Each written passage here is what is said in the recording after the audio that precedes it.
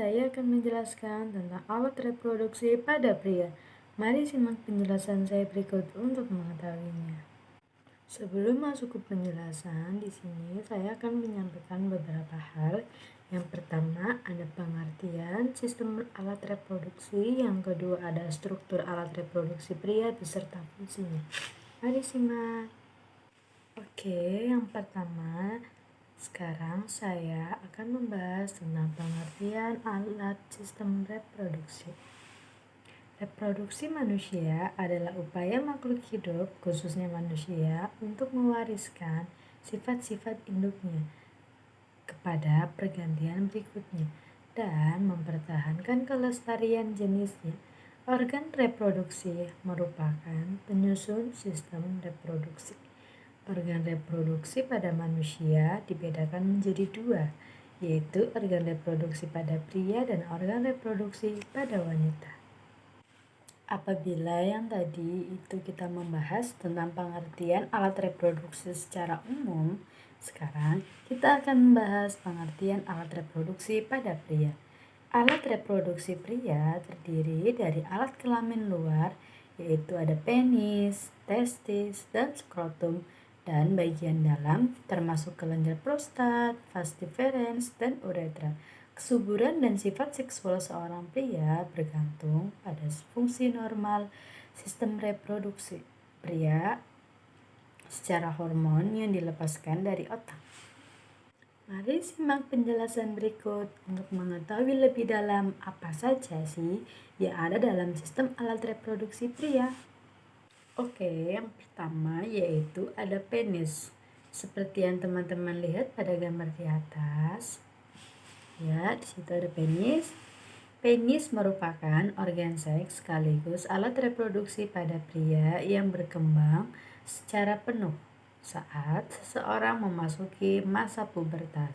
Saat bayi hingga anak-anak, penis hanya berfungsi untuk mengeluarkan cairan urin dan menjaga kadar air dalam tubuh.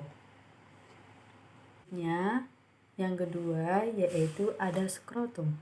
Skrotum bisa dilihat pada gambar di atas.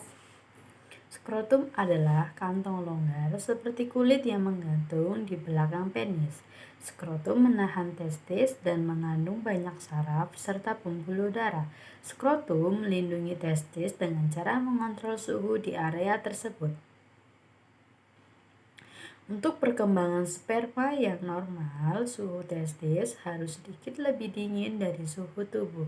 Otot-otot khusus di dinding skrotum memungkinkannya berkontraksi atau mengencangkan dan mengendur, menggerakkan testis lebih dekat ke tubuh untuk kehangatan dan perlindungan. Oke, kita lanjut yang ketiga yaitu ada testis. Testis juga masih bisa dilihat pada gambar di atas. Testis adalah organ oval seukuran buah zaitun yang sangat besar yang terletak di dalam skrotum, diikat di kedua ujungnya oleh struktur yang disebut korda spermatika. Testis bertanggung jawab memproduksi testosteron, hormon seks utama pria, dan untuk memproduksi sperma. Di dalam testis terdapat gulungan tabung yang disebut tubulus seminiferus. Tubulus ini bertanggung jawab untuk memproduksi sel sperma melalui proses yang disebut spermatogenesis. Selanjutnya yang kedua ada yang keempat. Yang keempat adalah epididymis. Fungsi utama epididymis adalah transportasi sperma dan pematangan sperma. Saat sperma berjalan melalui epididymis, sperma terkena sejumlah sinyal dari sel-sel epididymis yang mendorong pematangannya. Nah, jadi apa yang saya sebutkan tadi itu termasuk sistem bagian eksternal alat reproduksi pria loh. Ternyata pada sistem alat reproduksi pria bukan hanya terdiri dari satu bagian, tetapi terdiri dari dua bagian, yaitu eksternal dan internal. Kira-kira dalam sistem alat reproduksi internal pria ada apa saja ya? Untuk mengetahui jawabannya, mari simak penjelasan saya berikut.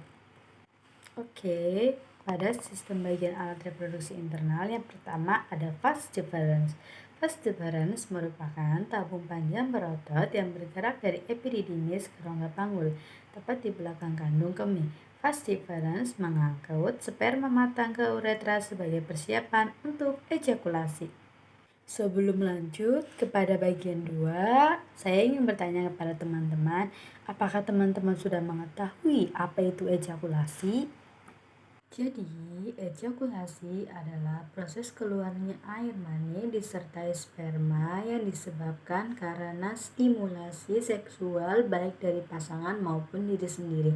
Jadi, dalam ejakulasi itu yang keluar bukan hanya sperma tapi juga beserta air mani. Jadi, kedua cairan itu keluar secara bersamaan.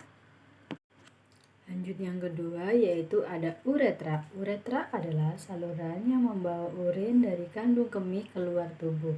Wanita juga memiliki uretra, tetapi pada pria uretra juga memiliki fungsi tambahan untuk mengeluarkan ejakulasi, air mani saat mencapai orgasme. Yang ketiga yaitu ada vesikula seminalis. Vesikula seminalis adalah kantong seperti kantung yang menempel pada vas deferens di dekat dasar kandung kemih. Vesikula seminalis membuat cairan kaya gula atau fruktosa yang memberi sperma. Yang selanjutnya ada kelenjar prostat. Kelenjar prostat adalah struktur seukuran kenari yang terletak di bawah kandung kemih di depan rektum. Kelenjar prostat menyumbangkan cairan tambahan untuk ejakulasi. Cairan prostat juga membantu menyehatkan sperma. Uretra yang membawa ejakulasi untuk dikeluarkan saat orgasme mengalir melalui bagian tengah kelenjar prostat. Dan yang terakhir yaitu ada kandung kemih. Kandung kemih memiliki fungsi untuk menampung urin sebelum dikeluarkan dari dalam tubuh, di mana urin merupakan hasil penyaringan limbah dan darah di dalam tubuh yang dilakukan oleh ginjal. Urin tersebut dialirkan dari ginjal ke kandung kemih melalui ureter. Nah, sekian penjelasan dari saya mengenai bagian-bagian dari struktur alat reproduksi pria. Mungkin teman-teman akan bertanya seperti ini, bagaimana sih ciri-ciri sperma yang sehat? Jadi, untuk menjawab pertanyaan tersebut, salah satu ciri yang menunjukkan bahwa sperma itu sehat yaitu sudah matang. Berarti tidak semua sperma yang dikeluarkan sudah matang. Jawabannya adalah iya. Kira-kira kok bisa begitu ya? Kira-kira apa sih yang menyebabkan suatu sperma tersebut tidak matang? Jadi, pada umumnya sel sperma akan matang sekitar 48 jam. Jika ejakulasi lebih dari 1 kali dalam waktu kurang dari 48 jam, maka kualitas sperma akan berkurang karena sperma belum matang. Selain itu, banyak hal yang terjadi apabila sperma belum matang tapi sudah dikeluarkan. Salah satunya yaitu sperma belum siap untuk membuahi sel telur. Oleh karena itu, mari kita budayakan hidup sehat ya teman-teman, supaya kita tidak mengalami ejakulasi dini. Oke, sekian dari saya. Semoga apa yang saya sampaikan tadi bermanfaat untuk kita semua.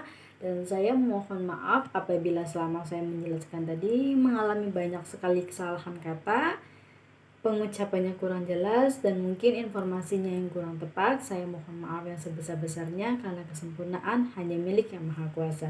Saya akhiri, wassalamualaikum warahmatullahi wabarakatuh. I got nothing to